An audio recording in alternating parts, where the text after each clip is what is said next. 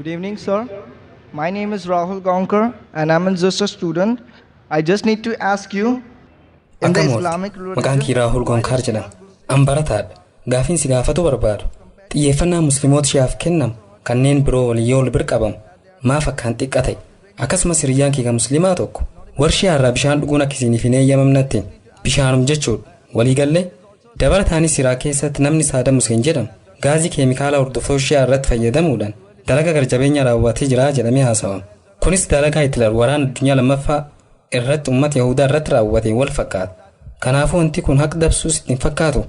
Gaafiin biraa immoo dogoggorri uummati shi'aa dalaganii rakkoo kan hundaaf isaan saaxil maali? Gaafiin obboleessa keenyaa hordoftoonni shi'aa maaliif tuffataman? Badiin isaan dalagan maali? Saddam Hussein maaliif akkuma Hitler lammiilee Jarman ajjeesisanitti shi'aa keemikaalaan ajjeese jedha? Obboleessa, Islaamummaa keessatti wanti shi'aa sunnii jedhamu hin jiru. I'll give the answer. Then you're most welcome. Islaamummaa keessatti wanti shi'aa sunnii jedhamu hin jiru. Qur'aanni suuraa Aal Imraan suuraa 3 ayaa 103 irratti wa'tasimuu bihablillaahi jamii'an walaa tafarraquu funyoo rabbii tokkummaan jabeessaa qabadhaa jedha. Nuti funyoo rabbii kan ta'e Qur'aana akkasumas sunnaa nabii keenyaa kan ta'e hadiisa sahiha jabeessinee qabanna. Yoo wantoota kanneen jabeessitee qabatte ati muslima dhugaati. Wanti shi'aa sunnii jedhamu islaamummaa keessa hin jiru. Wanti firqaa jedhamus barsiisa islaamummaa keessa hin jiru. Qur'aanni suuratul An'aam suuraa 6 ayaa 159 irratti yaa ergamaa namni firqaa godhu namni qoqqoodamiinsa godhu ati waa'ee isaanii wanti gootu hin jiru. Rabbitu guyyaa qiyaamaa dhimma isaanii ilaala jedha. Nabiin keenya jaalatamaan Nabi Muhammad sallallahu alaihi wasallam ummanni kiyya bakka 73tti qoodama jedhan. San keessaa takka qofatu jannata seena jedhan. Sahaabonnis isiin sun tami jedhanii gaafatan. Warra anaa fi sahaabota kiyya hordofan jedhanii deebisan. Namoota Qur'aanaa fi sunnaa nabii isa sahiha hordofan jechuudha.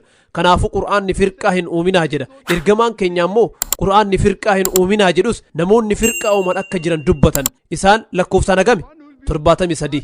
Inni ajaja rabbii fudhatee firqaa uumuu irraa fagaate tokkicha karaa qajeelaa irra jiru sani. Namni maqaa muslimaatiin ala maqaa biraatiin of waamu karaa sirrii irra hin jiru. Muslima jechaan nama fedhinnaa isaa rabbiif kenne jechuudha. Nabiin rabbii maal turan? Isaan shi'aadha? Isaan sunniidha? Maal turan? Isaan muslima. Deebisaa dubartii si dura nagaafatteef kenne kan suuraa Aal Imraan suuraa 3 ayaa 64 irra jiru irratti akka ibsetti faqul ishhaduu bi'annaa muslimuun muslima ta'uu keenya ragaa bahaa jedhe. Namni tokko muslima dhugaa ta'uu isaatii fi ta'uu dhabuu isaa beekuu yoo barbaadde Qur'aanaan isa madaalta. Maqaa Muhammad, Zaakir, Abdullah, Sultaan jedhuun waamus sun homaa jechuu miti. Qur'aanaa fi sunnaa sahiha kan ergamaa rabbii hordofaa jiraachuu isaa mirkaneeffachuu qabda.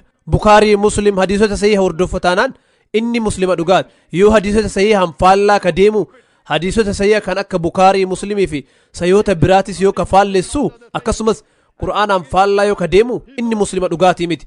Muslimni dhugaa nama Qur'aanaa fi hadiisa sahiha kan Nabi Muhammad sallallahu alaihi wasallam hordofe qofa.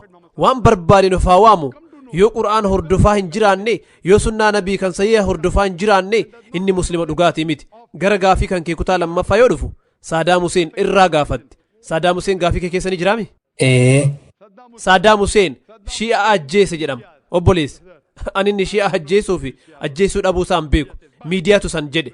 Saddam Hussein ta'ee Hitler yookiin George Bush namni lubbuu nagayaa takka ajjeese dubbii shi'aa sunnii jedhu ofirraa dhiise. Hinduu nagayaa ajjeese, Kiristaana nagayaa ajjeese, Yahudaa nagayaa ajjeese sun badii guddaadha. Namni sun Saddam Hussein haa ta'u, George Bush haa ta'u, Hitleris haa ta'u, namni lubbuu nagayaa takka ajjeese, muslima haa ta'u muslimaan ala, Hinduu, Kiristaana, Yahudaa, namni lubbuu nama nagayaa ajjeese badiin sun cubbuu guddaadha. Itti gaafatama.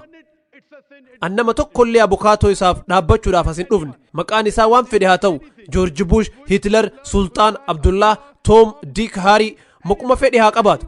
Namni lubbuu nama nagayaa ajjeese badii akkaan dhorkamaa ta'e dalage. Deebisaa siif kenne jedhee amana. Jechuun kee waan shi'aa sunni jedhamutti amanuu hin qabu jechuudha. Anaa miti kan san jedhe Qur'aanatu jedhe wanti shi'aa sunni jedhamu Qur'aana keessa hin jiru. Nam hedduutu waan sanitti amana. Kanaafuu namoonni kunniin Qur'aana hordofaa hin jiran wanti ati godhuu qabdu isaan gaafachuudha. Sunnaa Nabi Muhammad sallallahu alaihi wasallam hordofaa jiraachuu isaanii gaafadhu. Waan Rabbi Qur'aanaan buuse hordofaa jiraachuu isaanii gaafadhu. Rabbi Qur'aana keessatti suuratul An'aam suuraa 6 ayaa 159 irratti nama firqaa godhu waliin ati waan takkallee hin qabdu jedhe. amantii islaamummaa keessatti qoqqoodamiinsa uumuun dhorkaadha. Kanaafuu muslima gaarii ta'uu yoo barbaadde funyoo rabbii jabeessitee qabachuu qabda. Sunis qur'aana. Nama tokko Abdullah Sultaanii fi waan biraatiin waamamuun isaa jannata isan geessu. Garuu qur'aana rabbii nu uume hordofuu fi sunnaa nabii keenyaa hordofutu jannata nu geessa. Obboleessa gaafii si gaafachuu barbaada. Hayyee. Ati waa'ee shi'aa fi sunni hedduu cinqamutti jirti. Maaliif akka ta'e beekuu barbaada? Hiriyoon kee waan qoqqoodamis qabaniif. Lakkee akkas jechuu miti. Gara islaamummaa seenuu barbaaddee isa kam akka filattu dadhabde? Gara islaamummaa seenuu barbaaddee shi'aa moo sunnii filachuu qaba waan jedhu yaadaa jirtaa? Lakki addunyaarra amantii hedduu jira. Islaamummaa keessa immoo firqaawwan hedduu jira. Namni tokkan sunniidhaa jedhinatti namni sun waan dogoggoraa dubbat jechuudha. Islaamummaa keessa wanti firqaa jedhamu hin jiru. Islaamummaa keessa muslima tokko qofatu jira. Namni dubbii biraa sitti hime waan qur'aanni jedhu sitti hin himne jechuudha. Allakkoofsota dubbiin kun irratti ibsaman sitti himutti jira. Sunniis haa ta'u shi'a haa ta'u boorii waan fedhe haa ta'u qur'aanni firqaan godhinaa jedha jedhiitti hime.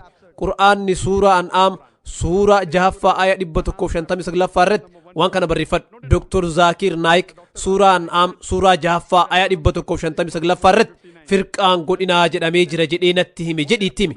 Fidhinnaa kee rabbii keetiif kennuu qabda jedhiitti hime. Obboleessa fidhinnaa kee rabbii kennuu barbaadda? Obboleessa fidhinnaa kee rabbii kennuu barbaadda? Ani islaamummaa ni kabaja. Hayyee gaariidha. Islaamummaa ni kabajja. Rabbii tokkichatti ni amantaa? Rabbii tokkichallee ni amana. Sanama gabbaruun dogongora akka ta'e ni amantaa? Rabbi fakkiin qabu jettee amantaa? Rabbiin sanama hin qabu. Waan sanittuu amantaa? Lakki ani hin beeku. Sanama gabbaruutti ni amantaa? Sanama gabbaruun sirriidha moo sirrii miti? Sanamni karaa gara rabbiitti ittiin dhiyaannudha. Lakki akkasii miti. Sanama gabbaruun sirriidha moo sirrii miti jettee amanta?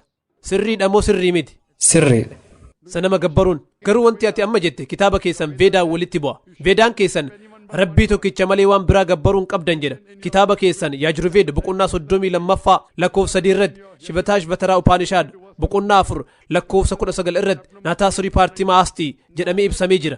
Gooftaa saniif paartimaan hin jiru, fakkiin hin jiru, suuraan hin jiru, wanti harkaan kaafamu hin jiru, sanamni hin jiru, siidaan hin jiru, soodduun hin jiru.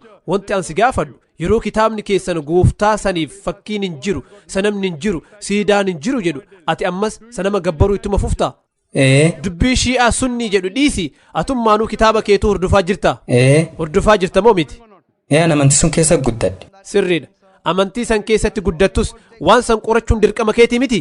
Kanaafuu namni irra guddaan sirrii moo sirrii mitii ka jedhu murteessuu qaba. Kanaafuu obboleessa kitaaba keessan veedaa keessatti Yaajurveed boqonnaa 32 lakkoofsa 3 irratti Shivataash Bataraa Upaanishaad boqonnaa 4 lakkoofsa 19 irratti Naataasurii Paartimaa Astii jedha.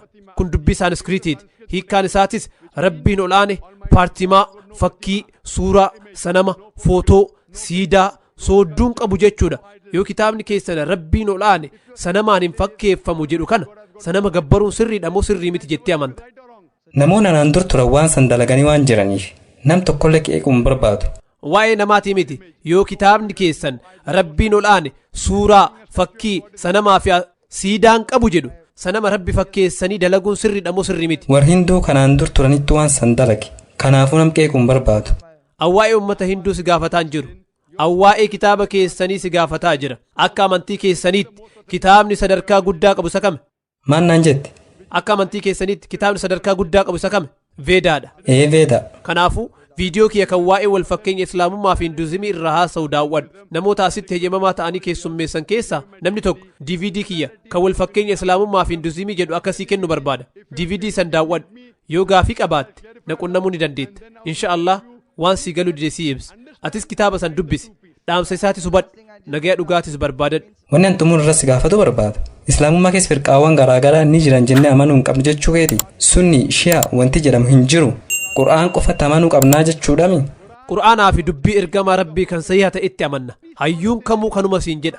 Qur'aanni suuraa Annisaa suuraa 4ffaa aayaa 59ffaa irratti yaa ayyuhallaziina aamanuu atiicu Allaha wa atiicu rasuula wa ulil amri minkum yaa warra rabbitti amantan rabbiif ajajamaa ergamaa rabbiitiifis ajajamaa akkasumas warroota aangoon isaaniif kenname namoota haqaan bulchanii ajajamaa jedha. Kana jechuun ajaja rabbii hordofuu qabda.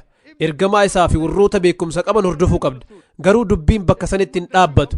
Yoo namoonni sunniin walii galuu dadhaban warri beekumsa qaban yoo wal dhaban gara rabbii fi ergamaa isaa deebi'i jedha. Namni tokko yoo waa sitti hime qur'aanaa fi hadiisa sahihaan madaaltee dhugaa fi dhara ta'uu isaa adda baafachuu qabda.